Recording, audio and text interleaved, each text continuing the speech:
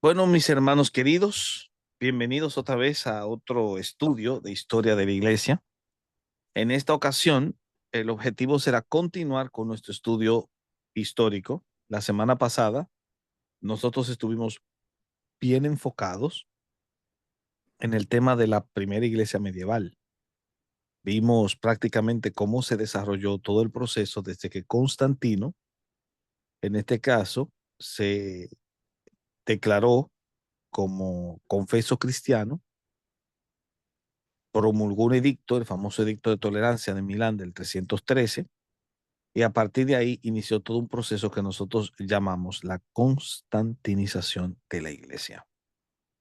Un proceso muy llamativo que, por cierto, involucró una serie de aristas que nosotros estuvimos explorando con toda la pulcritud en aquella ocasión. Esta situación obviamente llevó al desarrollo de una serie de reacciones que se comenzaron a dar en aquella ocasión. La reacción oficial de aquellos que aplaudieron el hecho, la reacción sismática de gente como Donato y los donatistas que también se enfrentaron a esta situación de otra manera, y obviamente también estaba la reacción pagana de hombres como Julián el Apóstata, que no estuvieron de acuerdo con cómo las cosas se estuvieron manejando. Prácticamente estas reacciones serían las más comunes que se desarrollaron en esa época, pero hubieron otras reacciones como tal. En particular la reacción monástica, que fue una de las reacciones más comunes que aparecieron estos monjes por primera vez, estos sujetos que se iban al desierto a vivir solos. Luego se desarrolló un famoso monaquismo comunal que se convirtió en una tendencia en Oriente y en Occidente.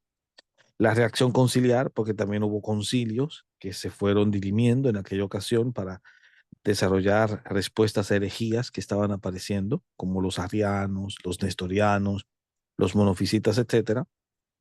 Y obviamente también estaban estos hombres que trabajaron en esos concilios, que eran grandes defensores de la fe, que se conocen como padres de la iglesia, tanto en Oriente como en Occidente. El más conocido de ellos es Agustín de Hipona. Y después hablamos del origen papal, que es cómo desemboca el proceso de constantinización a lo que hoy conocemos como el origen del sistema papal.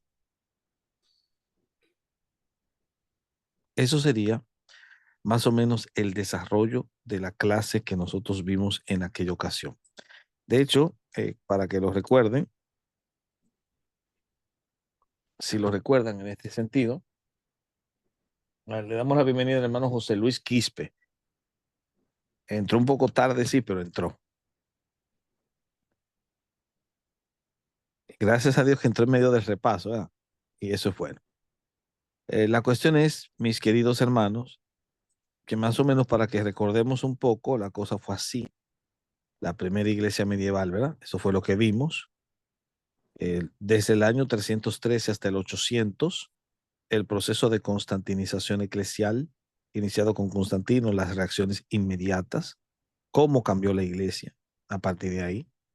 La famosa reacción monástica que la estuvimos explorando con los padres del desierto y el monaquismo benedictino. La reacción conciliar, las respuestas que se dieron en Nicea primero y en los demás concilios a ciertos grupos heréticos, a los pelagianos también que se les respondió. Y también hablamos de la patrística, es decir, hablamos de los padres griegos, de los padres de Occidente. Incluso les presenté unas diapositivas para que supiesen diferenciar a los apostólicos de estos padres de la iglesia. Y vimos el desarrollo de la evolución papalista, el sistema papal, cómo fue evolucionando. Creo que estuvimos claros con eso y al final terminamos con una galería de hombres y mujeres que fueron responsables de cambios sociales en aquella época dentro de ese parámetro. Creo que estamos más que claros con eso. De hecho, quiero aprovechar la ocasión para presentarles el avance del capítulo que tratamos la semana pasada en nuestro libro, el libro de Historia de la Iglesia para principiantes, que resume un poco de lo que hemos visto la semana pasada, acá tocante al terminus ad quem, el proceso de constantinización eclesial, hablamos ahí de cómo se fue construyendo y cómo fue degenerando y deformándose la iglesia. Hablamos de las reacciones oficial, el donatismo, Julián el Apóstata, la reacción monástica y también la reacción conciliar, ¿verdad? Hablando de cómo se enfrentaron a los arrianos, cómo se enfrentaron. Esto es el concilio de Nicea primero. Y hasta aquí. Esto es todo. Entonces, hemos estado avanzando mucho con el material. Ese material es bien ilustrado para que ustedes más o menos conozcan bien esa etapa. Pues bien, ¿cómo terminó la etapa anterior? ¿Quién me lo puede decir?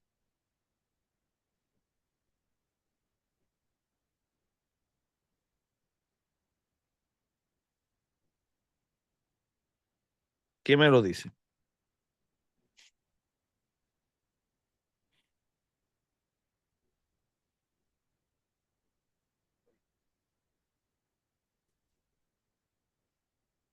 ¿Qué pasó? Bueno, si no hay nadie que me lo pueda decir, déjeme entonces yo enseñarle cómo terminó. La semana pasada terminamos la etapa aquí con la sombra carolingia. Acuérdense, estuvimos hablando de cómo el rey de los francos, Clodoveo, se convirtió al cristianismo y de esa dinastía, la famosa dinastía merovingia, aparecería un tal Carlos Martel que derrotó a los musulmanes en la batalla de Poitiers e instaló una suerte de dinastía con su hijo Pipino el Breve, quien fue el padre de Carlomagno. Y es a partir de ahí que la sombra del imperio de Carlomagno, que se conoce como imperio carolingio, se va a cernir en derredor de Europa y la Iglesia Católica Romana, especialmente el obispo de Roma, que ya se convirtió en una figura política, se va a alimentar de este poderío porque hará una unión con el emperador y formarán un imperio católico, el Sacro Imperio Romano Germánico. Una resurrección del imperio romano, pero cumpliendo el sueño de Teodosio que inició Constantino. Es el proyecto de constantinización en su último nivel porque va a fusionar el poder político con el poder espiritual. Y así el Papa se va a convertir en un potentado, que va a tener un documento llamado Donatio Constantini, la donación de Constantino para tener los estados pontificios, que hoy en día corresponden al Estado de Vaticano, porque el Vaticano es un Estado. Y todo esto se comenzó a cosechar con el apoyo de estos emperadores bajo la sombra carolingia. Pues bien, así terminó la etapa anterior. Pues bien, en esta ocasión, nosotros nos vamos a enfocar en desarrollar lo que ocurre después. Y a este después se le conoce como la segunda iglesia medieval. Para que tengan un claro, la segunda iglesia medieval inicia en el año 800 y termina en el año 1300. Del 800 al 1300. Esta es la etapa histórica en la que se desarrolló. El contexto geográfico sigue siendo el continente europeo, pero ahora han habido cambios en el ámbito histórico. ¿Por qué? Porque el imperio carolingio, cuando apareció, consolidó distintas naciones europeas bajo el mensaje de la cruz. El objetivo del imperio de Carlomagno era extenderse por Europa y al mismo tiempo extender la fe de Carlomagno, que era la fe del obispo de Roma. Por eso Carlomagno logró conquistar a los sajones y los evangelizó. Era un imperio que tenía como objetivo construirse como una suerte de reino de los cielos en la tierra. Pero el imperio no duró mucho, colapsó. Cuando el imperio de Carlomagno colapsó, escuchen bien, los herederos de Carlomagno se repartieron esas naciones, muchos de ellos emparentados porque venían de la misma sangre, eran hermanos sobre todo, y un hermano se quedó con lo que hoy es Francia, el otro se quedó con lo que hoy es Italia, el otro se quedó con lo que hoy es Alemania, y así nacieron estas tres naciones, nacieron con la atomización y el colapso del imperio de Carlomagno, nacieron así, de esa manera. Obviamente que también el colapso vino acompañado por nuevas invasiones y migraciones bárbaras, pero en esta ocasión que venían de mucho más al norte. Vamos a ver, que los que hicieron colapsar el Imperio Romano en la etapa anterior fueron migrantes que venían de Francia y de Alemania. Pero los que hicieron colapsar el Segundo Imperio venían de Dinamarca, de Noruega, de Finlandia, y se les conocía como normandos o vikingos. Y esos eran los que prácticamente hicieron colapsar el imperio de Carlomagno. Y con la mezcla, entonces comenzaron a surgir estas naciones, puesto que cuando tuvieron contacto con los reinos cristianos, escuchen lo que les voy a decir, esas naciones terminaron convirtiéndose en cristianas. Y ahí apareció Finlandia, Noruega, Dinamarca. Ya Inglaterra había sido evangelizada y obviamente había recibido invasiones por parte de estos vikingos, pero estos vikingos ya muchos de ellos habían sido cristianizados y lo que se armaron fueron reinos que fueron consolidando la identidad británica. Y así van surgiendo estos estados distintos que van a configurar la Europa de la época. Esto no va a venir sin acompañarse de una suerte de guerras intestinas. Guerras civiles, sobre todo, escuchen bien, entre ellos guerras que se van a dar en el contexto de la invasión musulmana. Los musulmanes se habían apoderado de Tierra Santa, había que recuperar Tierra Santa y esta es la época de las cruzadas. Pero también esta es la época en que los españoles van a reconquistar España de los musulmanes, que es otra suerte de cruzada, la famosa guerra de reconquista española, donde uno de los héroes famosos es el Mío Cid, el Rodrigo Díaz de Vivar, el Cid campeador. Pero también esta es la época en la que los grupos barbáricos que ya habían sido cristianizados, por ejemplo, al norte de Inglaterra, como los escoceses, van a luchar por su independencia. Esta es la época de William Wallace. ¿Se acuerdan de ese personaje de la película de Mel Gibson, William Wallace y su revuelta? Esta va a ser también la época en la que el Papa, escuchen bien, se va a enfrentar al emperador alemán en el famoso conflicto de las investiduras, porque el Papa quiere ahora quitarse a las familias italianas. ¿Se acuerdan que yo les había dicho que quienes elegían a los papas eran el emperador y las familias italianas? ¿Verdad que sí? Yo les dije eso. Bueno, pues, o no les había contado eso, ¿verdad que no? Bueno, pues No, se los voy a contar ahora porque eso viene con esta etapa.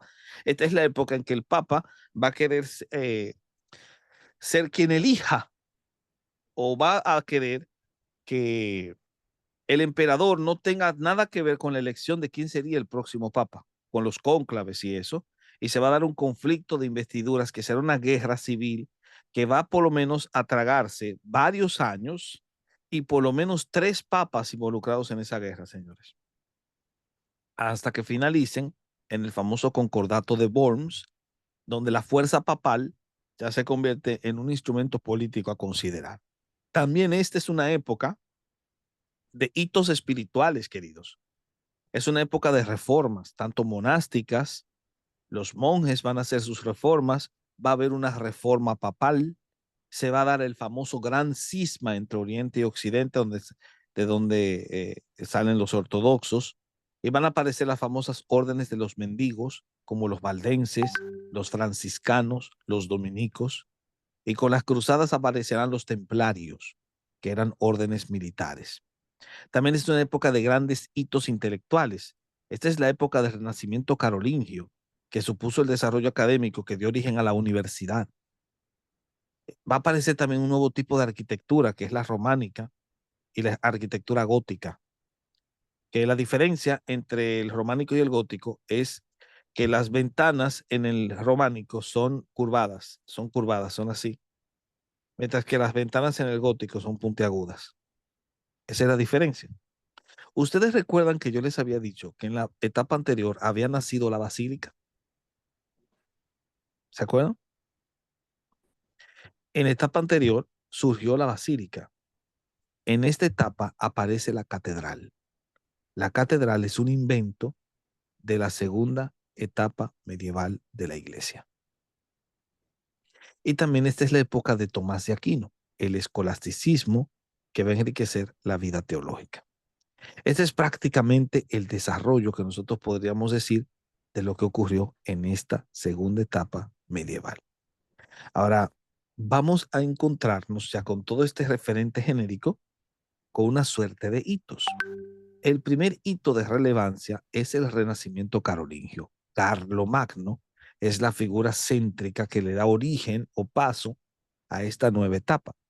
Carlomagno, para que ustedes sepan, había sido uno de los reyes francos que fue coronado emperador por el Papa León III en el año 800. La coronación de Carlomagno por parte de un papa hizo que a partir de ahora el papado y el imperio estuviesen unidos de verdad. Ya no meramente de una forma casuística como pasó con Constantino, sino de forma real, porque a Constantino ningún papa lo nombró emperador. Esta es la primera vez, escuchen bien, que el obispo de Roma le pone la corona en la cabeza a un emperador. La primera vez. Y el primero que hizo eso fue Carlomagno. Con eso estableció un modelo de un nuevo imperio, un imperio católico, que tuviese a Carlomagno como cabeza política y al obispo de Roma como cabeza espiritual. Es decir, ya no un pastor, sino un líder político a la par del líder político por antonomasia que era Carlomagno. Pero Carlomagno era una persona que tenía interés, y posiblemente es un interés genuino, de que el evangelio se extendiese. Por esa razón, Carlomagno inició una reforma o una suerte de reforma. Llamaríamos más bien un renacimiento. Ese concepto de renacimiento carolingio se refiere a un movimiento que influyó en la academia, en la artística y que estaba impulsado por fuentes teológicas.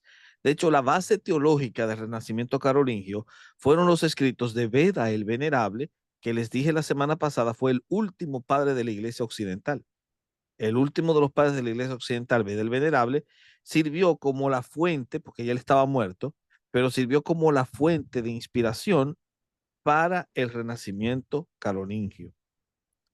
De hecho, el renacimiento carolingio, para que sepan, se desarrolló en el 781 y este señor Beda había muerto en el 735, o sea, había muerto antes, pero sus escritos sirvieron de influencia para que un lustro después el renacimiento carolingio fuese impactado con esta base teológica. A partir de ahí, en el año de 781, Carlomagno se encontró con un erudito llamado Alcuino, Alcuino de York. Alcuino era un hombre de muchas luces, era un teólogo.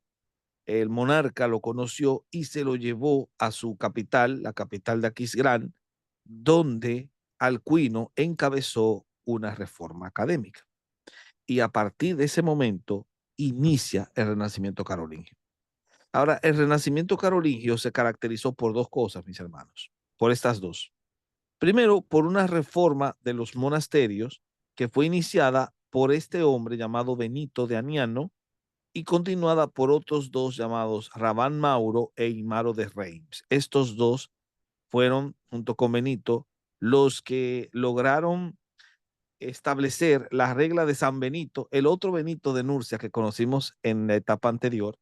Este Benito, el segundo Benito, puso esa regla en función y desarrolló una reforma en los monasterios. La segunda reforma la dirigía Alcuino de York, que es este hombre que vemos aquí, que junto con Teodulfo de Orleans y Prudencio de Troyes establecieron una plataforma educativa gratuita para que los monjes se pudiesen entrenar y de esa manera entonces pudiesen desarrollar una fuente mucho más pura de teología. Ese fue el marco del Renacimiento carolingio, que por cierto generó todo un ambiente de discusión teológica que terminó degenerando en ciertas controversias.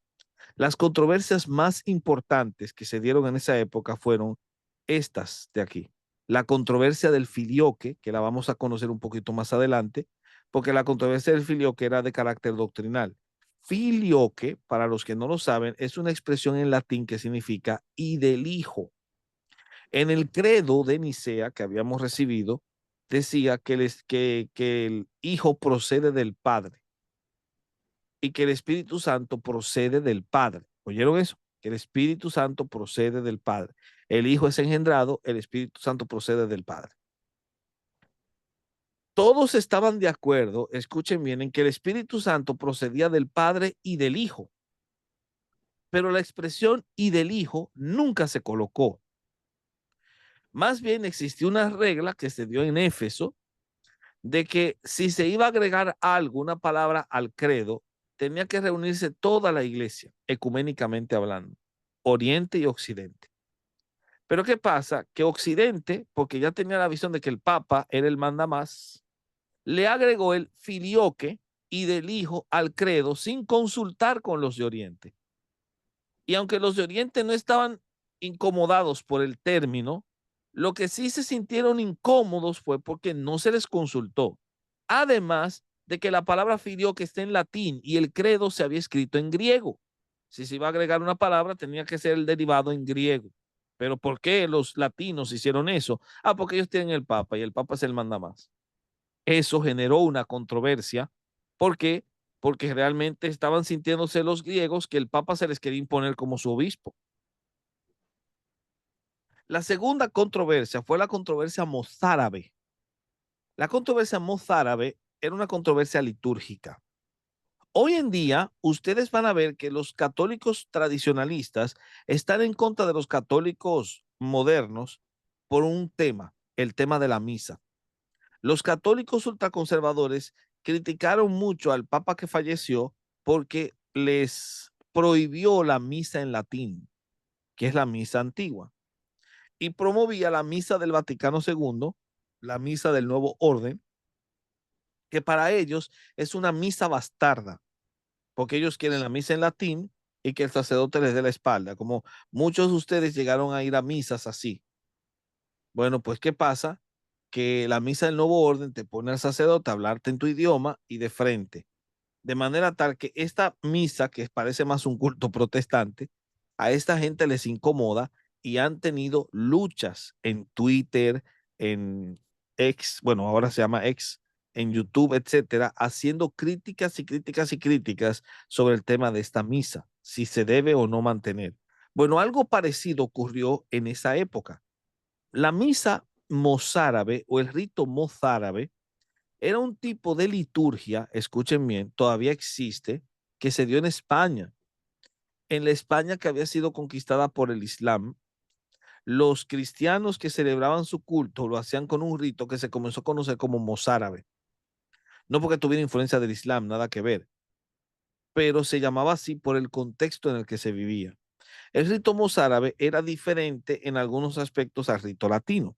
Pues bien, como España terminó siendo insertada a al panorama religioso del obispo de Roma, porque hasta ese momento el obispo de Roma no tenía jurisdicción en España, pero ahora sí la tiene. Bueno, ellos le impusieron la misa latina y les eliminaron la misa mozárabe. Eso generó inconvenientes porque habían quienes querían su misa en mozárabe y quienes querían la nueva misa. Y ese conflicto se dio por mucho tiempo, por mucho tiempo. Surgió justamente aquí un conflicto de liturgia. Luego tú tienes la controversia sobre la predestinación. Gotescalco de Orbá, que fue un monje, encontró redescubrió los escritos de San Agustín y comenzó a tener un encuentro interesante con la verdad de la cruz y con la verdad de que Dios nos había elegido desde antes de la fundación del mundo. Esta controversia de este personaje, por cierto, yo la he podido presentar, si en dado caso no lo sabían, en el canal de YouTube. De hecho, les voy a compartir el video para que después ustedes lo vean, el video de YouTube de Gotescalco de Orbá.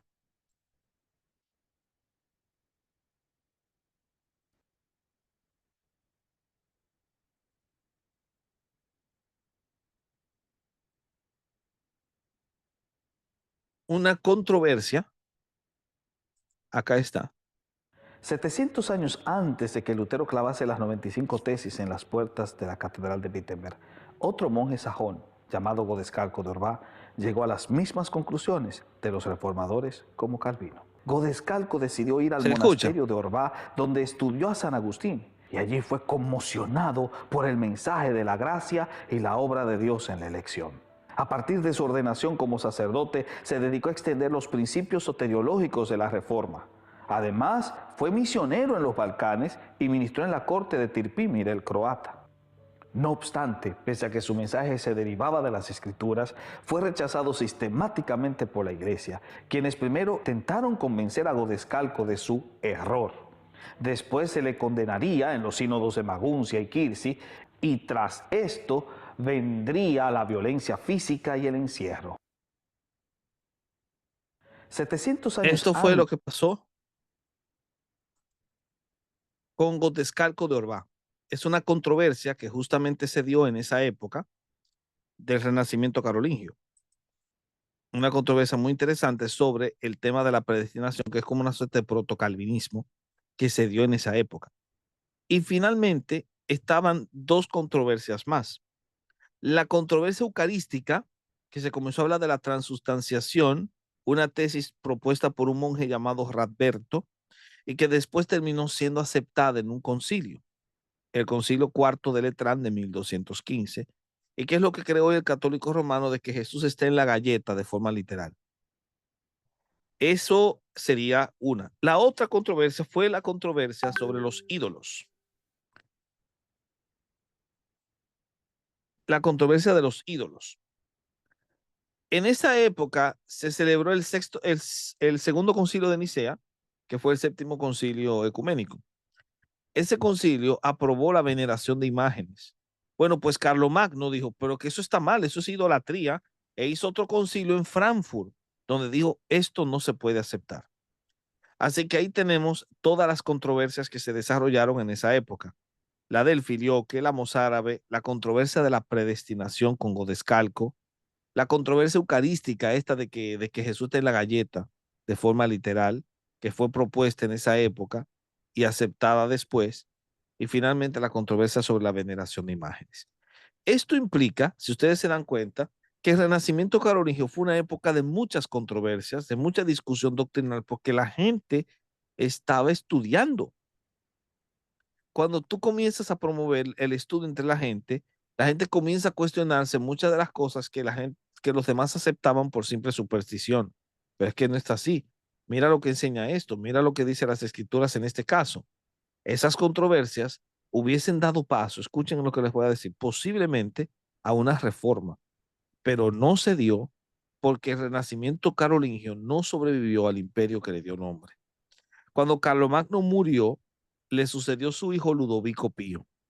Pero cuando Ludovico Pío murió, el reino se fragmentó y con las invasiones de los vikingos y de los húngaros, obviamente entonces el imperio terminó colapsando y el mundo se sumió en la sombra. Porque cuando se descalabró el Sacro Imperio Romano, hermanos, esto afectó al sistema papal y lo afectó de tal manera que el sistema comenzó a presentar síntomas de desgaste.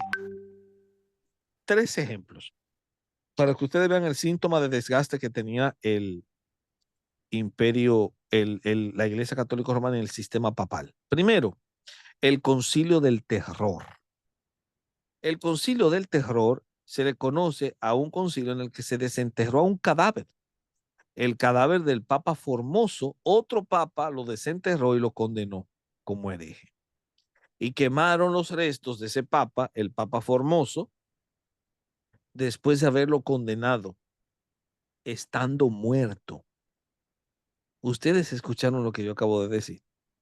Estando cadavérico, al tipo lo condenaron, siendo papa, por otro papa. El segundo tiene que ver con la degradación papal representada por hombres de la talla de Juan XII, el famoso papa fornicario. Un tío que realmente era una bestia libidinosa. Un papa que terminó, porque él lo nombraron muy joven, era un papa que fue nombrado cuando tenía unos 12 o 15 años, más o menos entre unos, sí, como entre unos, dicen como entre los 7, 8, 9 años de edad. La cuestión era que un papa muy joven, que con esa carga libidinosa de la adolescencia, ustedes saben, se metía con mujeres casadas y terminó su vida. Hay dos teorías que dicen que en una le dio como una suerte de infarto mientras estaba acostado en la cama de la mujer de otro hombre, y la otra dice que realmente él lo mató a ese hombre. Cuando el hombre encontró a este papa acostándose con su esposa, lo tiró por la ventana. y murió de un golpe que se dio en la cabeza cuando cayó. Van viendo la degradación. Y el tercer ejemplo es ese momento en el que el papado respondía a los intereses de una mujer llamada Marosia. Les voy a explicar cómo es la cosa. Ustedes vieron que en este cónclave el papa fue elegido por un grupo de cardenales. ¿Vieron eso, verdad?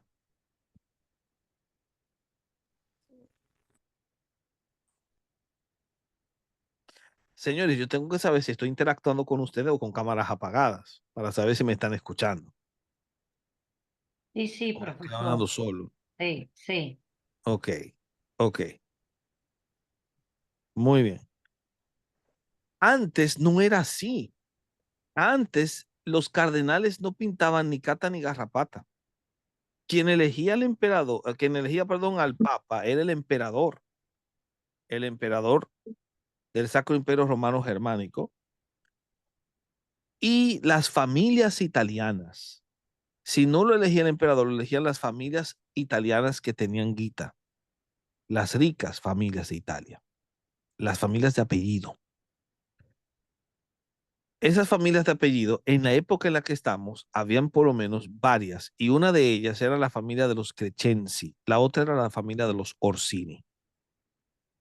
Crescenzi, Orsini. Los Crescenzi elegían sus papas, influenciaban mucho en la elección del papa. ¿Por qué se involucraban? Porque había dinero, porque se vendían los puestos del papado. Eso generaba guita.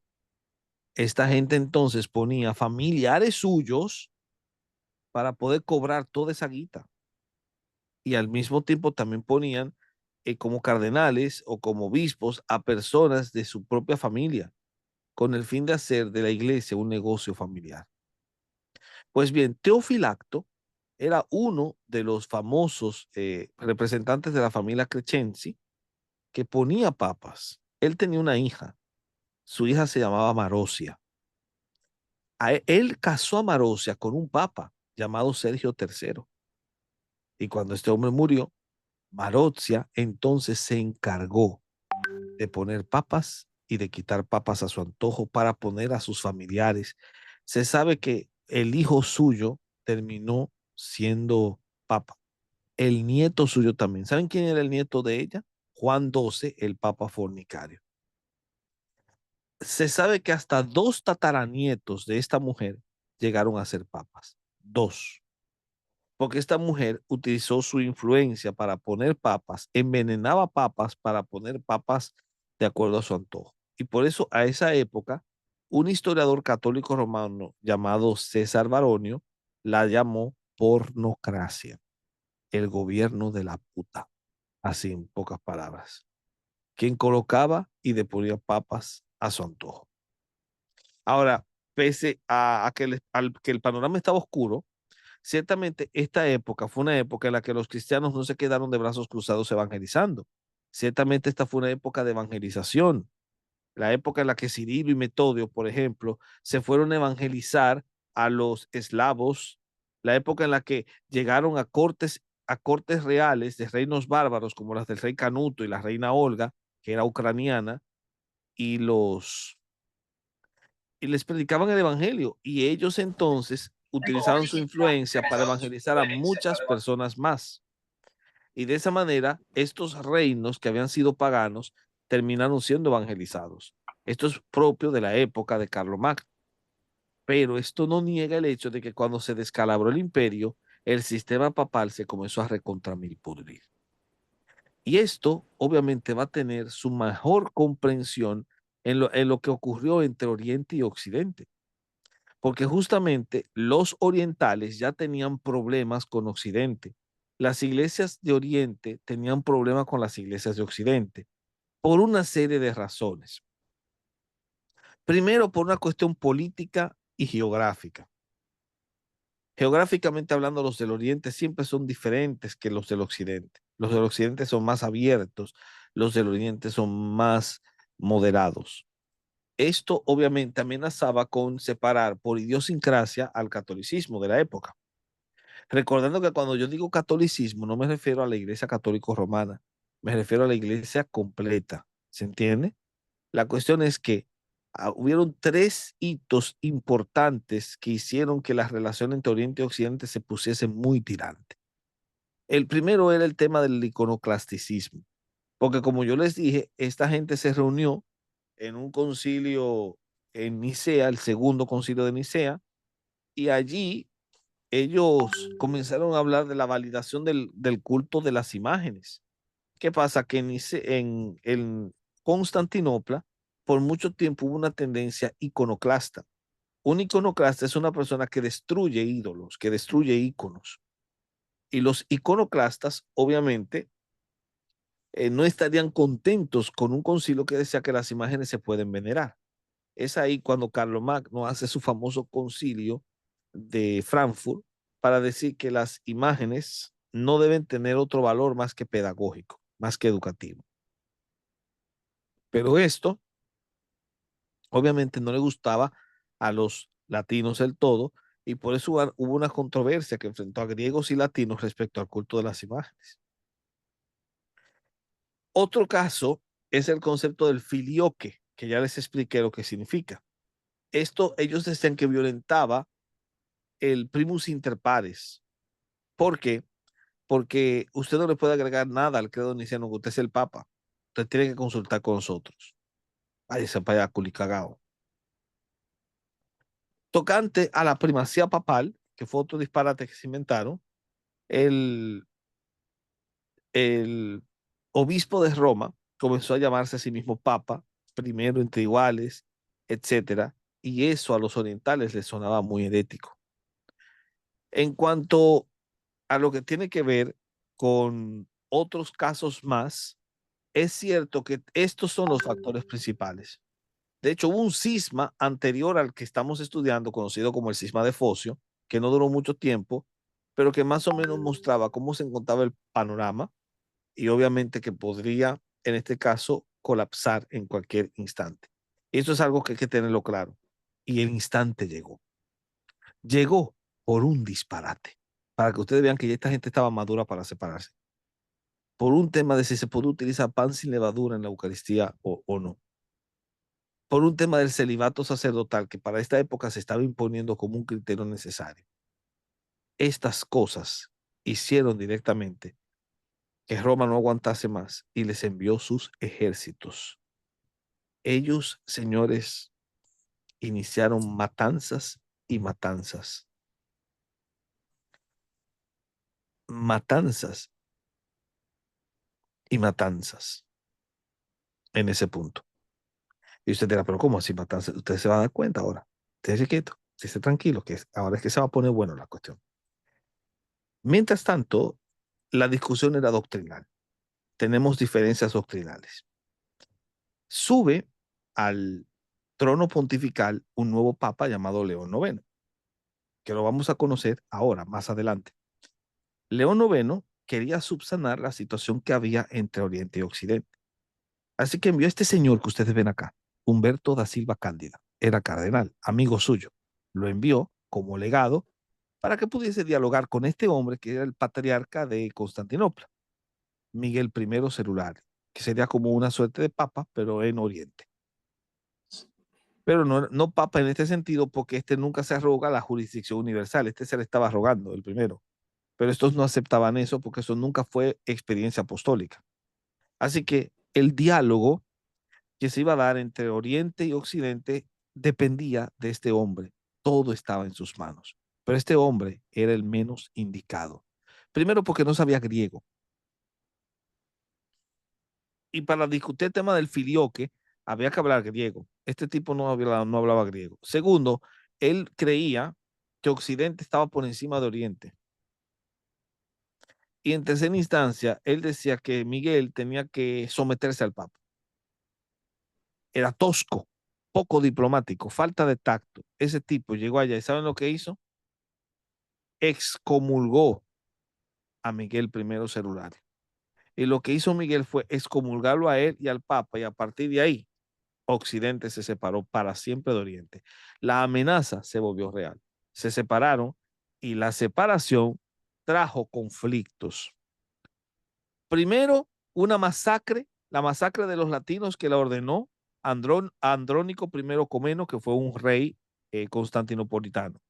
Asesinó a 60.000 católicos romanos, incluyendo al cardenal Juan, cuya cabeza fue arrastrada en las calles por un perro. Y como respuesta, los de Occidente, el Papa, les envió 20.000 soldados en la famosa Cuarta Cruzada que tomaron Constantinopla y le devolvieron el favor masacrando una gran cantidad de católicos griegos, la famosa masacre de 1182.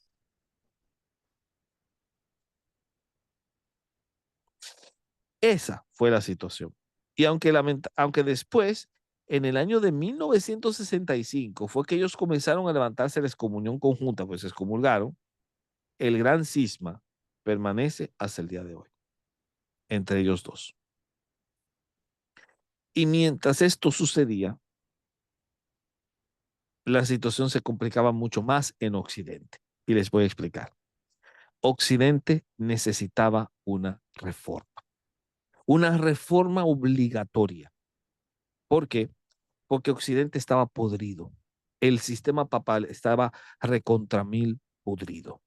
Estos eran los tres pecados del sistema papal: la simonía, el absentismo y el nepotismo.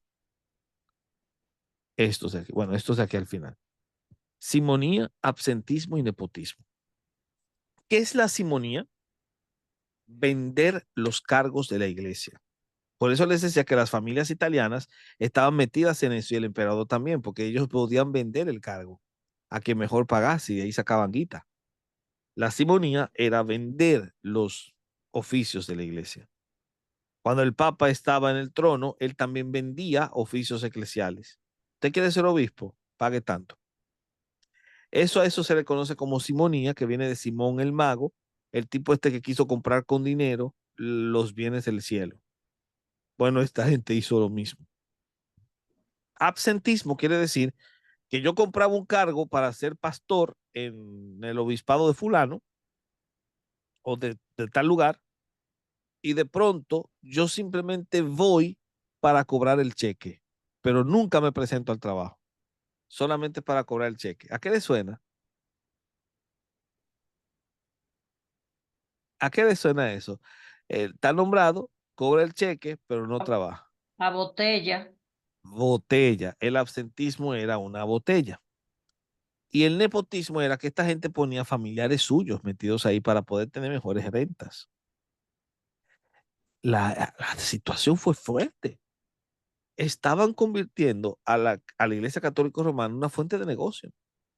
Y para colmo, la degradación sexual, la promiscuidad y el materialismo entre los líderes espirituales era un escándalo gritado a voces. El sistema se estaba desacreditando después de la pornocracia. Y estos prelados eran hombres de lujo. No, no eran monjes, eran hombres de lujo.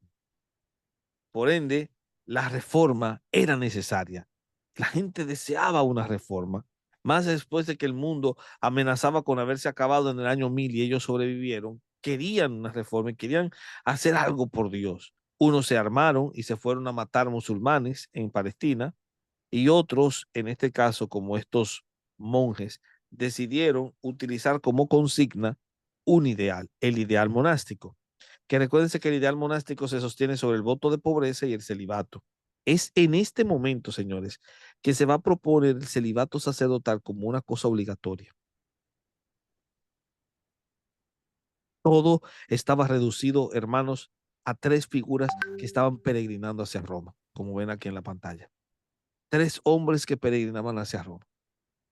Uno se llamaba Bruno de Tula, el otro se llamaba Humberto de Silva Cándida y el tercero era Hildebrando di Soana. Bruno de Tula fue elegido papa, era el papa León IX, este que vimos acá arriba. Fue elegido papa, León IX. Y el nombre que asumió fue ese. Era uno de los leones, como ahora tenemos un León XIV, ¿verdad? El León IX era un papa reformador. Y él creía que el mundo necesitaba una reforma, que la iglesia de Occidente necesitaba ser purificada. La purificación debía darse en tres frentes. Primero, en los monasterios. La reforma monástica, por cierto, se desarrolló en dos lugares. La reforma de Cluny y la reforma dirigida por Bernardo de Claraval. Esta fue la reforma cisterciense o de Cister. Dos reformas de monasterios. La reforma de Cluny generó el ideal de Cluny, que fue el que se iba a asumir durante el papado de León IX para reformar la iglesia. ¿Cómo? Obligar a todos los sacerdotes a que asuman voto de pobreza. No quiero sacerdotes que estén cobrando dinero. El sacerdote debe ser pobre. Y segundo, no puede tener esposa. Debe estar soltero y quedarse soltero. Así lograremos frenar el problema de la simonía con el voto de pobreza y la degradación sexual de los clérigos con el celibato sacerdotal. Oye, pero qué ingenuo. No sabía él que al imponerse el celibato sacerdotal iba a despertar un monstruo que hoy tiene nombre, pederastía. Pero sí, esta gente promovió este desarrollo de lo que se conoce como la reforma monástica, tanto de Cluny como la reforma de Cister, dirigida por Bernardo de Claraval. A su vez, se necesitaba un segundo frente de reforma, la reforma papal. El papado estaba desacreditado, así que Bruno de Tula, ahora León IX, deseaba iniciar un programa de reformas para atacar la simonía y generalizar el celibato sacerdotal con el fin de que el sistema feudal no se tragase a la iglesia.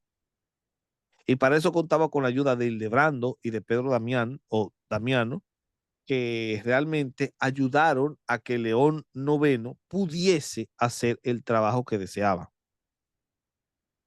Y obviamente logró sus éxitos. Esta que es conocida como la reforma del siglo X y XI, logró establecer de forma obligatoria el celibato sacerdotal. Y a su vez también comenzó a tener la corrección, obviamente, de quitarle el poder a los emperadores para que eligiesen al papa. En el caso, por ejemplo, del celibato sacerdotal, él no solamente contó con la ayuda de sacerdotes, de gente como Hildebrando y Pedro Damián, sino que también contó con el fervor popular, que también devenía en los discursos de algunos sacerdotes célibes que comenzaron a escrachar a los sacerdotes casados. Para que sepan, el sacerdote célibe hacía una misa y cuando hablaba y predicaba a la gente decía, no vayan a comulgar en una iglesia con el sacerdote fulano de tal, de la esquina tal, porque ese sacerdote tiene esposa. Las misas que valen son las dirigidas por sacerdotes célibes. Esto fue creando una conciencia en la gente y la gente entonces comenzó a pedir a gritos que sus sacerdotes no se casaran. De hecho, hubieron algunos extremistas entre el pueblo que formaron grupos llamados los patares, que lo que hacían era meterse en las casas de los sacerdotes casados y golpearles a las mujeres de esos sacerdotes. Esto no se impuso así como de pronto, que todos los sacerdotes estuvieron de acuerdo. Esto fue impuesto incluso a la fuerza. Y este era uno de los errores marcados del pontificado de León IX. Imponer un celibato que al final lo que generó fue mucho más problemas que los que pudo corregir. Luego estaba el plan de quitarle al emperador y a las familias de Italia la capacidad de elegir papas. Es aquí cuando se le entregan a los cardenales. De hecho, el colegio cardenalicio comenzó a tener vinculación en los cónclaves a partir de 1059. Esto fue resultado de la reforma papal del señor Bruno de Tula, León IX. Y de ahí que el impacto, por lo menos para nuestros días, de esta reforma es claro, porque los sacerdotes papistas no se casan, se lo deben al pontificado de León IX. Los sacerdotes si son cardenales y van a ser papas, son elegidos por los cardenales. Esto de que los cónclaves sean elegidos por los cardenales también fue resultado de la reforma papal del siglo XI. Pero esta reforma tuvo conflictos. Lo primero que debo decir es que León IX quiso subsanar el problema de Occidente y envió a uno de sus amigos, este señor Hildebrando Humberto da Silva Cándida, y Humberto da Silva Cándida recontramilpudrió todo. Y la ortodoxia griega se separó de Roma. Se separaron. Dos separaciones. Se separaron. Hubo un cisma. León IX tuvo que enfrentar en su pontificado el cisma de Oriente. Lo tuvo que enfrentar. Se la tuvo que bancar. Pero no solamente se tuvo que bancar eso, sino que también el, el desarrollo del poder en manos del Papa para que el Papa sea quien elija a los obispos, lo metió en problemas con el emperador. Y León IX no pudo aguantar mucho esa presión y terminó muriendo de forma prematura. Por lo tanto, vinieron una serie de obispos romanos que se volvieron papas, que quisieron continuar la política de Bruno, como Víctor II, Nicolás II y Alejandro II, pero cuando Hildebrando, que era la fuerza detrás del trono, fue elegido papa, asumiendo el nombre de Gregorio VII, Gregorio VII llevó, señores, la reforma papal hasta su última consecuencia. Este tipo incluso logró encumbrar el poder político, la carga política del poder del Papa, que comenzó a tener problemas con el emperador Enrique IV, y esto desató el conflicto de las investiduras que les mencioné al principio, donde por años el Papa armaba ejércitos para enfrentarse al emperador y vidas inocentes morían en esa guerra. Una guerra que hundió a esa sección de Europa en el hambre, porque las guerras siempre traen hambruna y siempre traen muerte. Se mataban católicos con católicos. Escucharon lo que estoy diciendo. Católicos romanos con católicos romanos matándose en el campo de batalla, unos luchando por el Papa y otros que deberían ser buenos católicos y luchar por el Papa, luchaban, luchaban por sus propios intereses, luchaban por el emperador y no por el Papa. Claro, Obviamente que, diga, estaban todos podridos, ¿no? sí, obviamente que todo esto concluyó con la firma de un concordato, que por cierto Gregorio VII no pudo ver. Gregorio VII utilizó, y esto es muy reconocido en esta anécdota, un recurso que era la superstición del hombre medieval y puso en interdicto a la capital de Enrique IV. Cuando Enrique IV, su capital fue puesta en interdicto, significaba que él había excomulgado a la ciudad entera. O sea, no solo excomulgó al rey, sino que excomulgó a toda su gente. Y cuando una ciudad estaba en interdicto, los sacerdotes en esa ciudad no estaban obligados a oficiar misas y oficiar entierros. Y recuérdense que los entierros los hacían ellos. Los matrimonios los celebraban ellos. Así que una ciudad en interdicto estaba literalmente bajo maldición. La gente incluso creía que como él tiene el poder de atar y desatar en el cielo, no, que él tenía el poder sobre la lluvia, que podía abrir los cielos para que lloviera y cerrarlos para que no lloviera. Y la gente creía eso. Por lo tanto, los príncipes y los reyes temían cuando se les ponía en interdicto. Se les ponía las piernas a temblar, a chocar la una con la otra, porque un rey bajo interdicto es un hereje, es un excomulgado. Y un rey excomulgado puede ser, puede ser enfrentado por los príncipes que estaban bajo él. Recuérdense que estamos en un sistema feudal. En el feudalismo está el amo y está el vasallo, pero los vasallos son tanto los villanos, los habitantes de las villas, como los nobles, los príncipes. Y cuando tu rey está bajo interdicto, tú como príncipe que eres católico también, si tu papa puso a tu rey bajo interdicto, tú que eres católico, que te debes a tu rey, te debes primero a tu papa. Y por lo tanto podrías incluso enfrentar a tu rey. Por eso a los emperadores no les gustaba el interdicto, porque les metía problemas con sus príncipes, se les podían revelar. Así que lo que hizo Enrique IV, señores, miren lo que hizo, fue humillarse. Se fue al palacio donde se encontraba el obispo de Roma en pleno invierno, descalzo, y el Papa no le abrió la puerta. Mientras comía tranquilamente y estaba bien calentadito, el emperador estaba humillado, humillado, bajo frío. Uy, papá. Y así lo dobló. El Papa dobló al emperador. Finalmente, todo iba a degenerar en un famoso concordato, el concordato de Worms, que lo escribió Enrique IV, pero ya no con Gregorio VII, porque había muerto, sino con otro papa que había subido después de Gregorio VII. El concordato de Worms acabó con el conflicto de las investiduras y los dejó en un acuerdo de que el emperador no iba a elegir a los papas, sino los cardenales, pero que el papa no podía meterse en los negocios y asuntos de a quién quería el emperador que se le nombrase para que fuese eh, eh, obispo o legado papal, por ejemplo, y que él podía nombrar los obispos en la zona que él gobernaba, sin necesidad de pedirle permiso al papa. En ese concordato quedaron, pero la imagen expresa de un Enrique IV humillado bajo, tras la puerta del palacio del Papa Gregorio VII, durmiendo en la nieve esperando que el Papa le abra, quedó grabada en la mente medieval. El Papa tenía poder político, hasta el punto tal que cuando esa puerta se abrió y dejaron entrar al emperador humillado en harapos, con los pies azules de la nieve, el tipo cayó de rodillas pidiéndole perdón. Y Gregorio VII lo perdonó, recordándole siempre quién era el que mandaba. Uy, así era la situación en la Edad Media.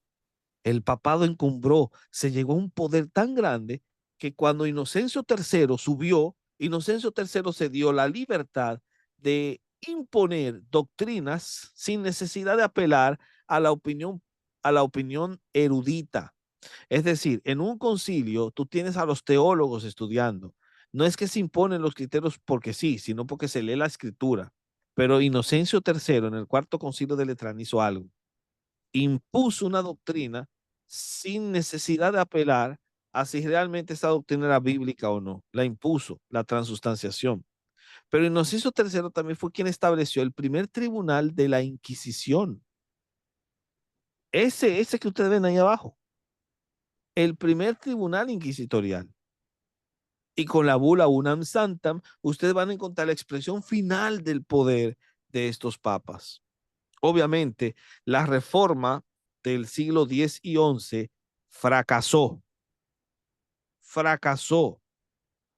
Los monasterios que se reformaron terminaron volviéndose antros de maldad. Fracasó.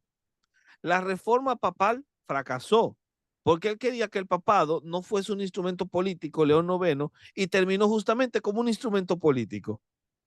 Por eso, la simonía, el absentismo y el nepotismo no terminaron, siguieron floreciendo en toda la época medieval y todavía hasta el día de hoy, porque esa reforma fracasó. Y mucha gente que estaba allí se dio cuenta de eso.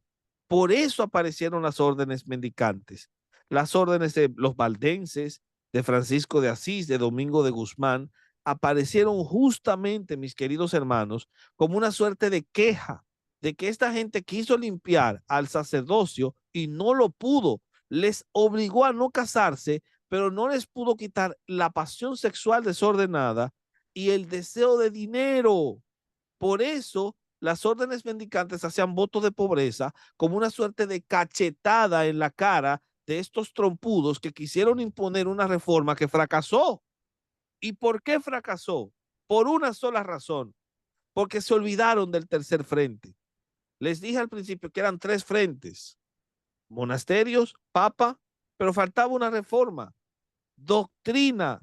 Esta gente tenía que hacer una revisión doctrinal y lo que hicieron fue meter más falsas doctrinas, que la transustanciación, que el celibato obligatorio y que otras y otras faramayas.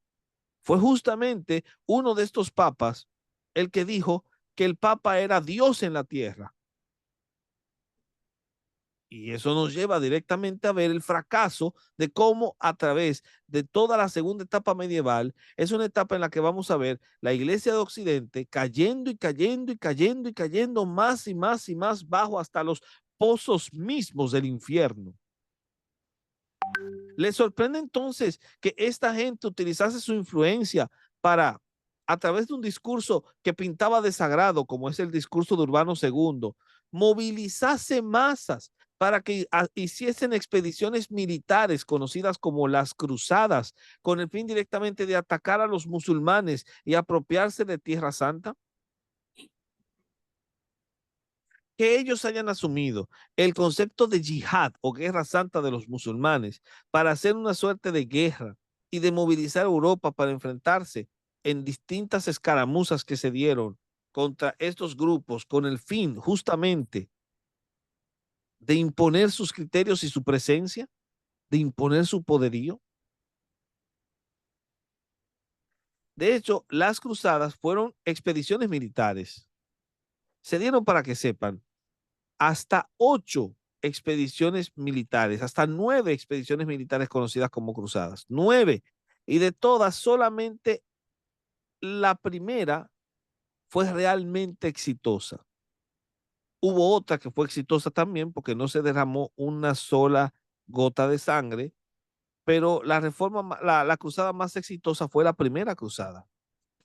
Esta gente habían escuchado al Papa Urbano II, que es este hombre que ven aquí en la pantalla, a la derecha acá, este hombre, quien les decía, Deus vult, Dios lo quiere, Dios lo quiere.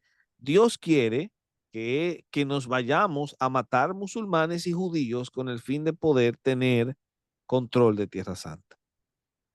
Y estas personas también estaban influenciadas por predicadores apocalípticos, como era el caso de Pedro el Ermitaño, que movilizó a las masas. Luego apareció otro charlatán que se llamaba Rodolfo, y otro de los dirigentes de la reforma monástica de Cister, Bernardo de Claraval, quienes predicaron la segunda cruzada. La primera cruzada la predicó Pedro el Ermitaño. Si se dan cuenta, entonces, estaban movilizados por los intereses papales, por los intereses nacionales, porque esta gente también iba a luchar porque querían intereses políticos, querían ampliar sus territorios, querían estar también bien con el Papa, que era un jefe importantísimo. Y eso hizo directamente que la primera cruzada tuviese una gran representación de los nobles. Y es aquí cuando se puede hablar de 2 expediciones diferentes en la primera cruzada. La que los nobles dirigieron, en la que estaban involucrados tipos de la talla de Godofredo de Boilón, que era alemán, Raimundo de Tolosa, que era de Francia, y Bohemundo y Tancredo, que eran de Normandía, que por cierto tenían como jefe espiritual a un monje llamado Ademar, y a otro que se llamaba Pedro Bartolomé, quien supuestamente tuvo una visión y descubrió la sagrada lanza, la lanza de Longino, cuando se encontraba en ese lugar. De hecho, estos visionarios iban a jugar un papel preponderante para estimular a los nobles cruzados. Y los nobles tenían a sus charlatanes, pero también había otro grupo que no eran nobles, eran los campesinos. Los campesinos no se iban con los nobles a luchar. Los campesinos armaban su propio ejército. La diferencia era que el ejército campesino era un ejército de personas sin preparación, armados con qué, con palos, con garrotes, con rastrillos, armados con instrumentos muy primitivos como para enfrentarse a una espada. Pero aún así ellos creían que iban protegidos por el Señor, y así la primera cruzada fue una cruzada amplia, enorme y exitosa, porque los nobles, cuando llegaron justamente a Jerusalén, lograron conquistarla y establecieron un reino en 1099, el reino cristiano de Jerusalén, o reino de los cielos, donde iban a tener a un monarca y al obispo de, eh, de Jerusalén, que iba a ser el apoyo espiritual para esta gente. Y se armó una dinastía que vino directamente de Godofredo de Boilón, y esa dinastía duró muchos años en ese famoso reino cristiano de Jerusalén. Después, las demás cruzadas fueron todo un fracaso. La segunda cruzada fracasó. La tercera cruzada, que la dirigía Federico Barbarroja, Ricardo Corazón de León, que eran de Francia, perdón, de Alemania y de Inglaterra, fracasó. ¿Por qué? Porque Federico Barbarroja ni siquiera llegó a su destino. se ahogó en un río. Y Ricardo Corazón de León, que estaba aliado al rey francés Felipe Augusto, tuvo desavenencias con ese rey, tuvo problemas, fue muy cruel en lo que hizo en las cruzadas y al final ni siquiera pudo regresar a Inglaterra porque lo mataron en el camino. Entonces, al final de cuentas, ustedes tienen este fracaso. La cuarta cruzada, en vez de ir a atacar a musulmanes, atacó a los católicos griegos. Esta cruzada que les mencioné acá, esta de aquí, que masacró 20.000 soldados que tomaron Constantinopla y masacraron a una gran cantidad de católicos y griegos. Eso fue un fracaso, la cuarta cruzada. La quinta cruzada también fue un fracaso, porque la dirigieron una serie de muchachos inexpertos que terminaron después siendo vendidos como esclavos a piratas musulmanes. Y así sucesivamente, ustedes van a darse cuenta que todas las cruzadas, incluso las que dirigió el rey Luis IX de Francia, que fueron las últimas en organizarse, todas fueron verdaderamente un fracaso, a excepción de la séptima cruzada. La séptima cruzada fue dirigida por un emperador alemán que había sido excomulgado por el Papa. ¿Por qué lo excomulgó? Porque él hizo pacto con los musulmanes para tener concesiones de territorio y no tener que derramar una gota de sangre. Y este ejercicio de las cruzadas despertó una conciencia bélica en Europa. De hecho, comenzaron a aparecer órdenes militares, hombres que hacían juramento de ser monjes, no casarse nunca y defender a los peregrinos que venían a Tierra Santa, que muchas veces eran atacados por los musulmanes. Así aparecieron los templarios, la Orden de Calatrava, los caballeros hospitalarios. Y al mismo tiempo, en Occidente, hubo un interés en hacer una reconquista de España. España estaba bajo los musulmanes. Se hizo una reconquista española en grandes batallas, primero iniciando en Asturias y luego entonces fueron comenzando a conquistar territorio tras territorio tras territorio hasta que se culminó en 1492 con la toma de Granada por parte de los reyes católicos Fernando e Isabel. Esta también se vio como una suerte de cruzada. El héroe más famoso de esa cruzada fue el Cid Campeador y justamente en esa época fue cuando el, el mundo occidental comenzó a tener contacto con los musulmanes orientales y los musulmanes orientales fueron los que habían redescubierto a Aristóteles. El redescubrimiento de Aristóteles iba a abrir una vena importante para el desarrollo académico en Occidente. Pero esto es parte de otra historia. No obstante, y antes de finalizar con esta parte, es bueno decir que el fracaso de las cruzadas también se vio en el hecho de que no pudieron mantener los éxitos de la primera.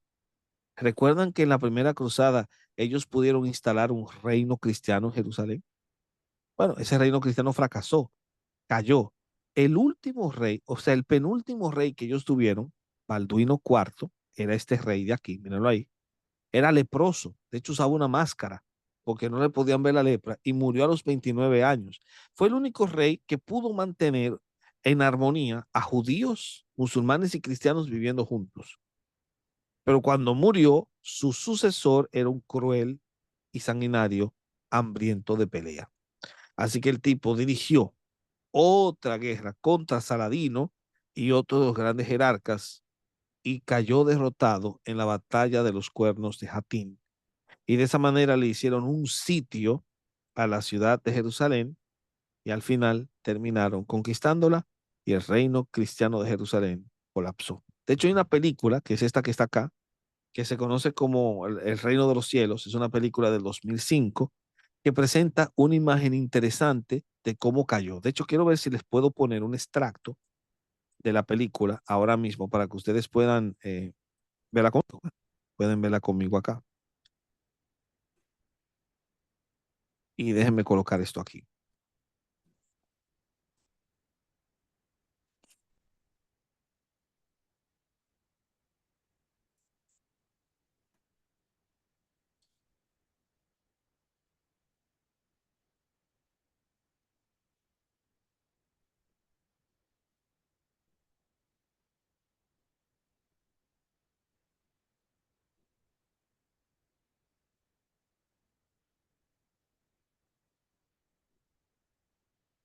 Aquí está, miren. I don't really like committing to things. I'm scared. But when Verizon announced that I could lock in a low price for 3 years, I mean, yeah. ¿Me confirman si estaban escuchando? Sí. Excelente. Ok. Aquí está.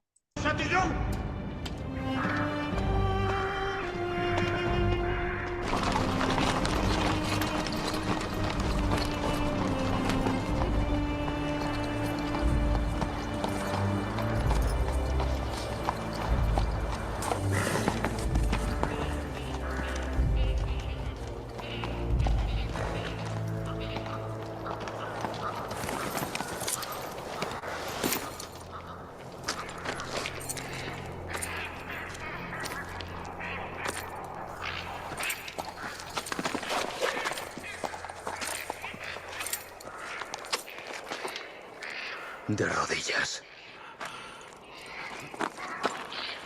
Más abajo. Yo soy Jerusalén. Y tú, Reinaldo, ¿me darás la paz con un beso?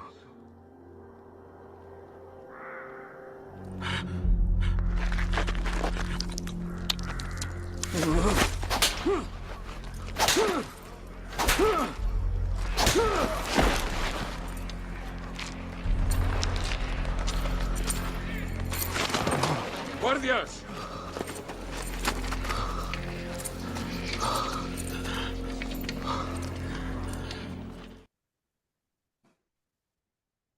Ese extracto que les puse es de una escena de esa película. Es una muy buena película, por cierto, debo decir.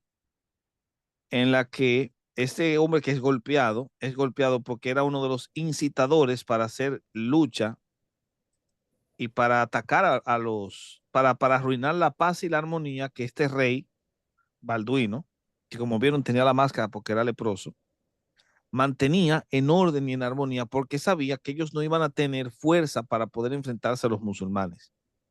Bueno, el tipo incitó estas revueltas y luego se alió directamente con el sucesor y al final despertaron el monstruo del Islam y estos tíos se terminaron fagocitando el reino cristiano de Jerusalén. Y ¿Podías así repetir el título de la película, por favor? el reino de los cielos. Gracias. Y así ustedes se dan cuenta que las cruzadas fueron un total fiasco, total fracaso.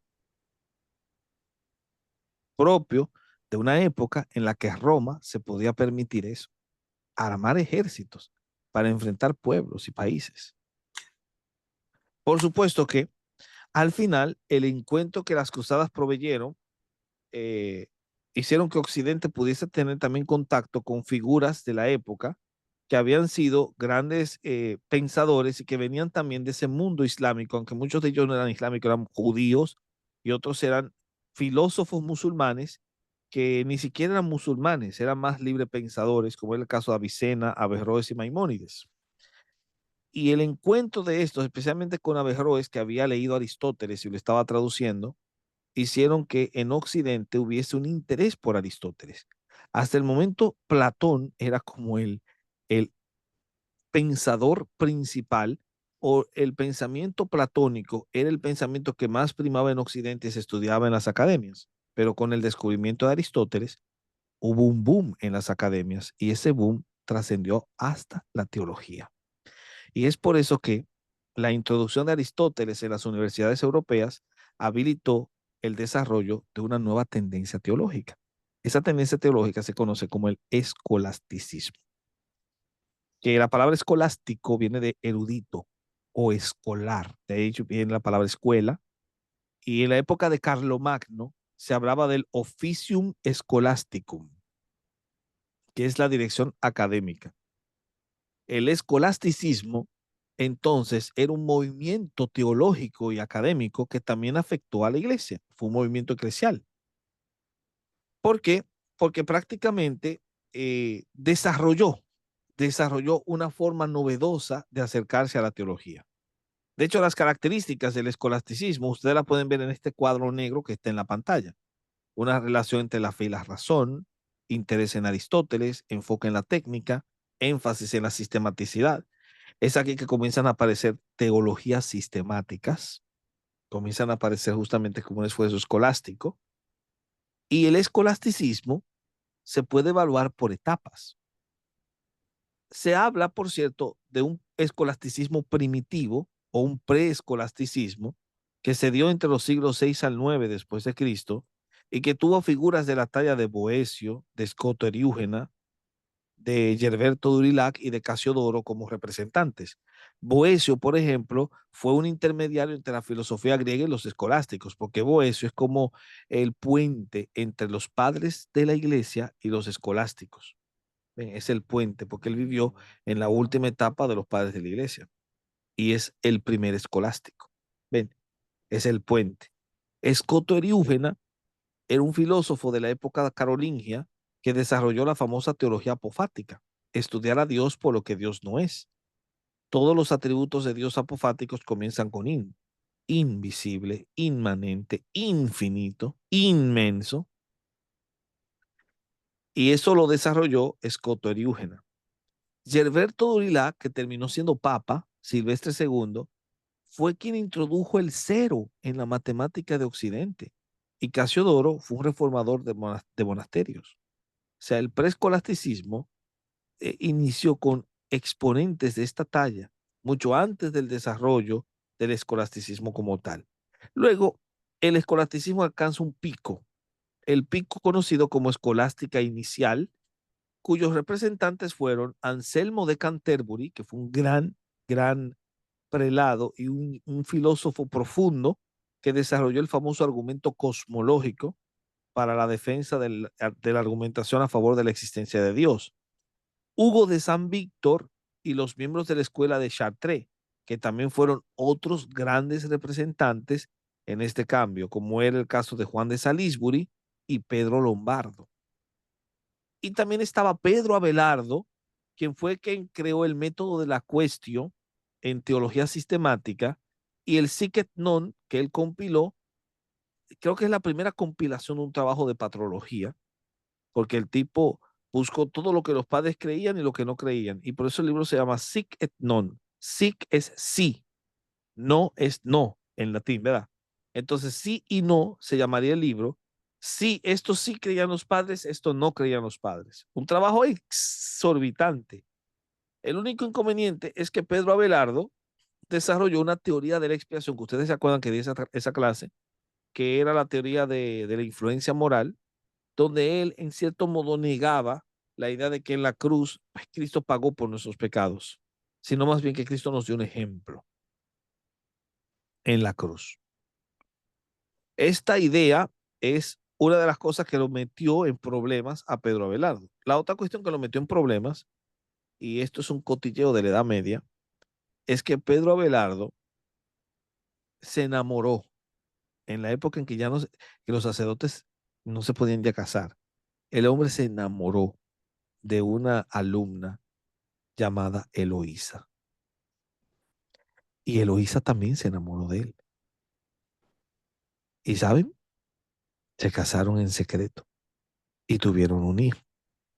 El nombre del hijo fue Astrolabio. Le llamaron así Astrolabio porque era un invento que se acababa de descubrir, de inventar el astrolabio. La cuestión es que, es como que hoy a tu hijo te lo ponga smartphone, ¿verdad?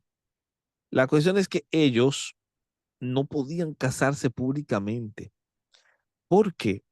Porque él era sacerdote y ya no se podía tener. eh, si él se casaba, entonces podía perder toda la carrera prometedora que él tenía. Ella le dijo eso a él. No, porque si te casas, pierdes tu carrera y yo no quiero eso. Entonces se mantuvieron en secreto hasta que el tío de ella se enteró.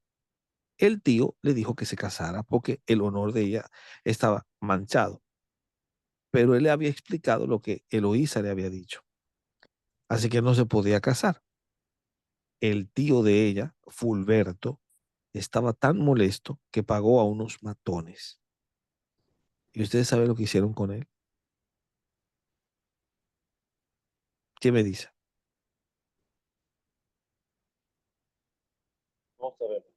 Por matarlo.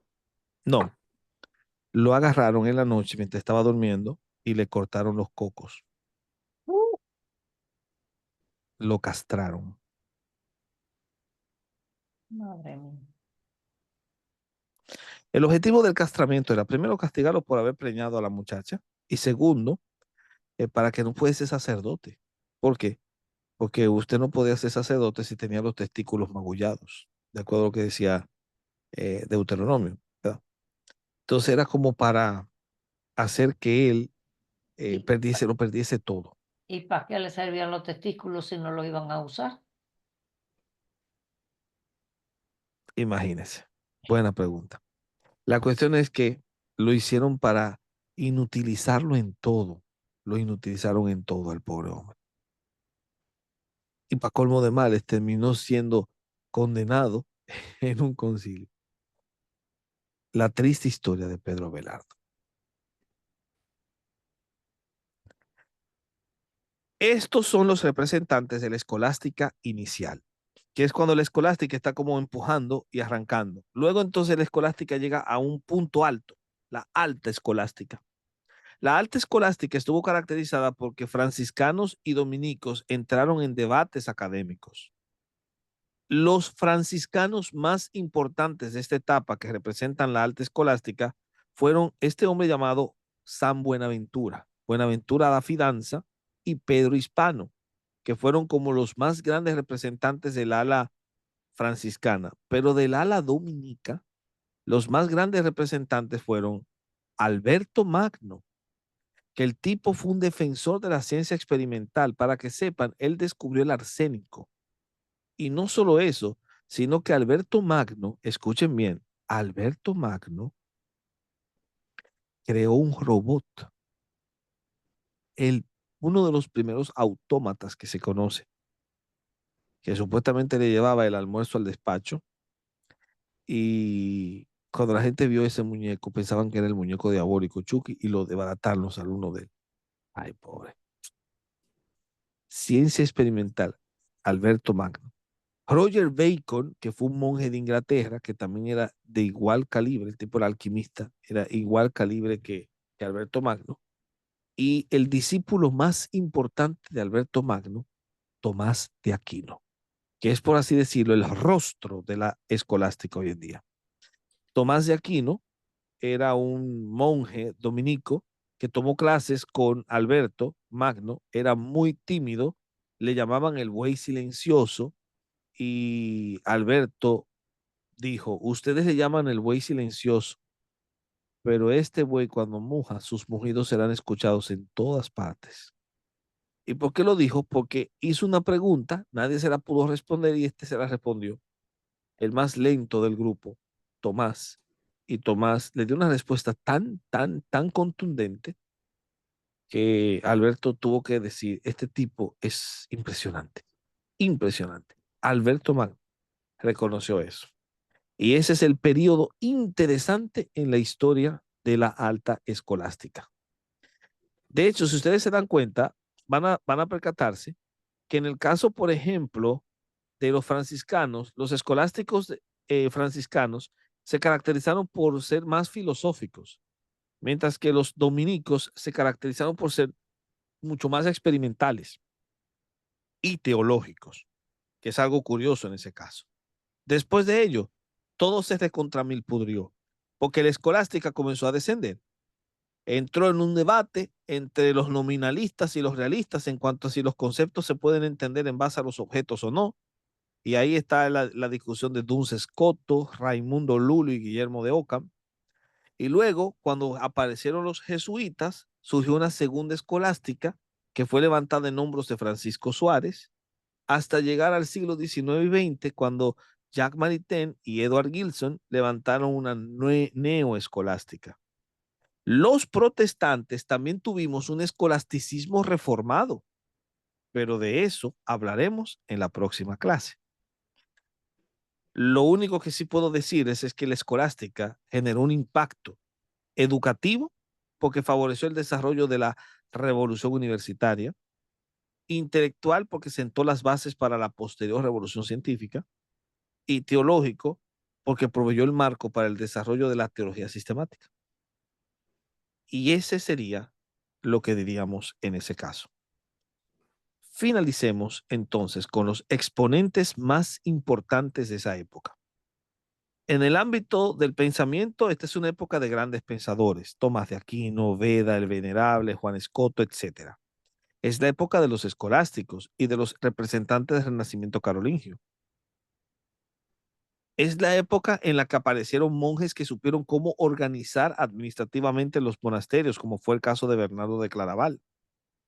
Es la época de misioneros a la talla de Cecilio y Metodio, que se fueron a predicarle a los eslavos. Ansgar, que le predicó a los suecos. Los Papar, que se fueron a Islandia. Vicente Ferrer, que se metió con los judíos a predicarles. Y Guillermo Trípoli, que se fue con los musulmanes. Y Juan Montecorvino, que viajó con Marco Polo para ir a predicar a China. Así que fue una época también de misiones. Fue una época de activismo social, especialmente con las críticas que Francisco de Asís y Domingo de Guzmán le hicieron a la riqueza podrida de muchos prelados. Y fue una época en la que aparecieron hombres como Tomás de Aquino y Antonio de Padua, que fueron campeones en el púlpito. Pero las mujeres no se quedaron atrás.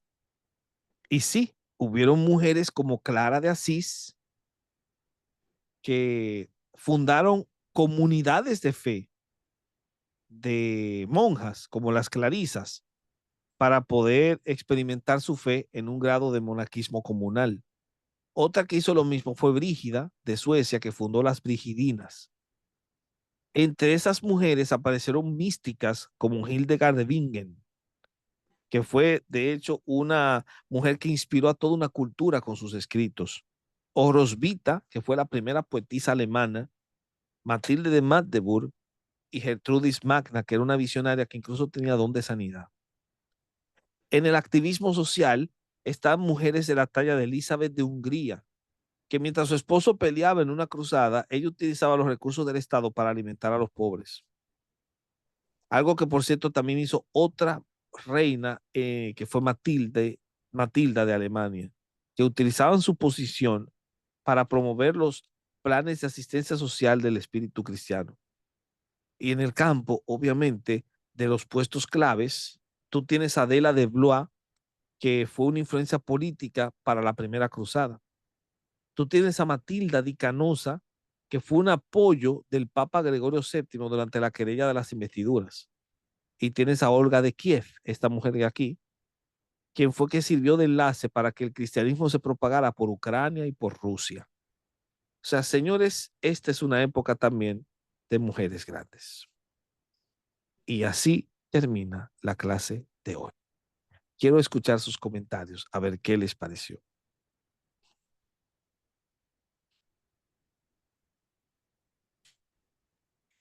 Bueno, Está muy interesante. Vemos cómo se inicia el papado. Básicamente, donde no se casan, el celibato. Pues la guerra entre el papado con la política nunca se ha separado, ¿verdad?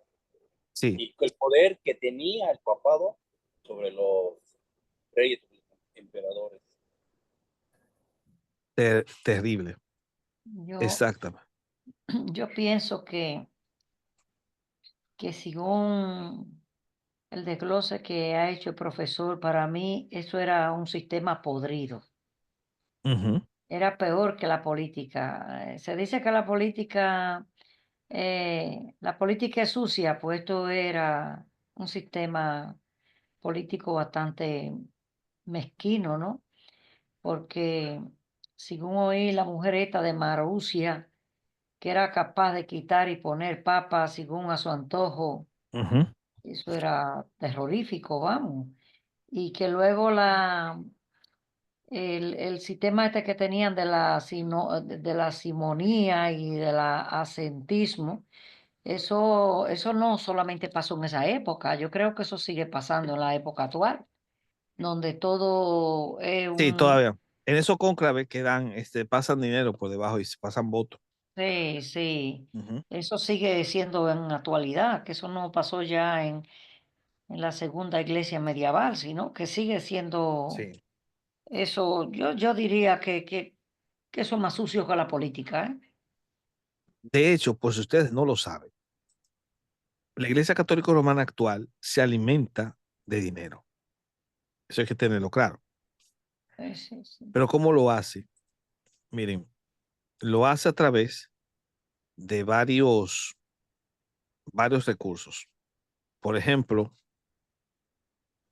lo hace a través de las donaciones. Existe lo que se conoce como el óvulo de San Pedro, no sé si lo han escuchado, que es el fondo a donde llega directamente todo los fondos que se dan, los fondos de caridad. Sí, sí. Entonces, Aquí, incluso aquí en España, en la declaración de la renta, ya hay una casilla para tú donar la parte proporcional que te toca devolver, que te devuelve el Estado para donarlo a la iglesia. Y ya hay exacto. una casilla que uno puede hacer eso. Y aparte de eso, también hay muchos organismos o fundaciones, Cáritas, cosas así, Claro, claro. que de ahí también se deriven recursos. Esa es una forma. La otra es a través de lo que son las propiedades inmobiliarias que se tienen. Otra que tiene que ver con los sueldos que se reciben, es decir, todos estos sueldos que vienen de donaciones específicas, especialmente de países que son grandes donadores, entre ellos Estados Unidos y Alemania.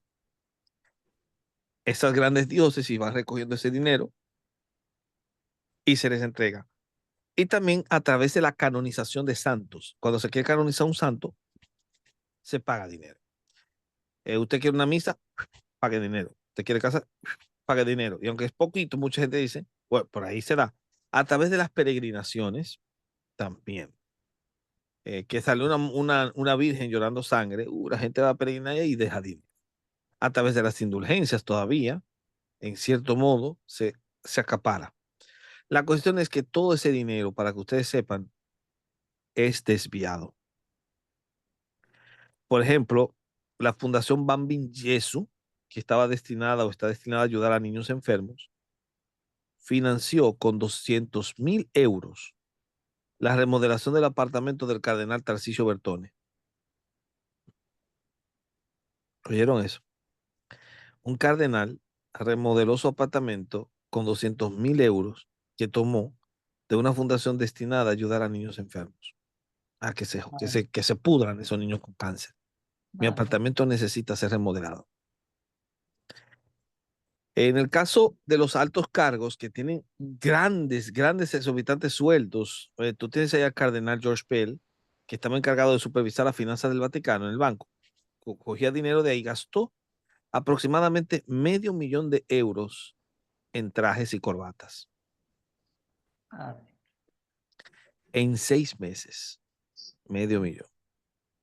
Nada más hay que ver el derroche de lujo y de vestimenta Sí, y parafernalia que han hecho y tú sabes que también ahí hay museos que están todos vinculados.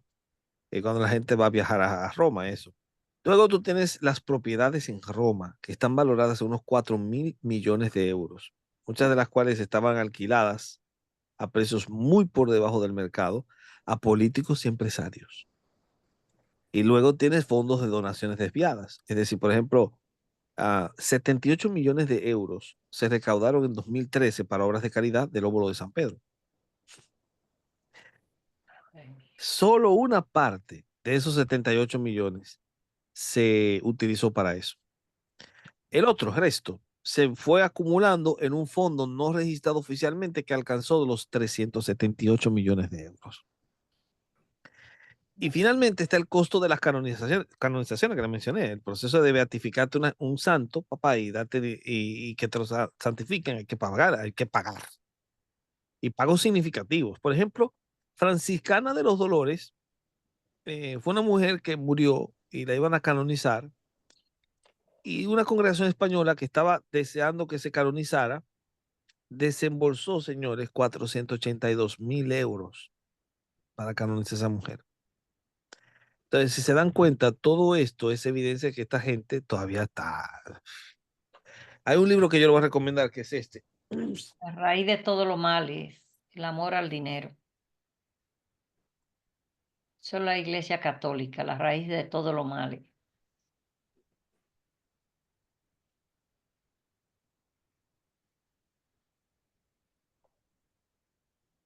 Ah, avaricia.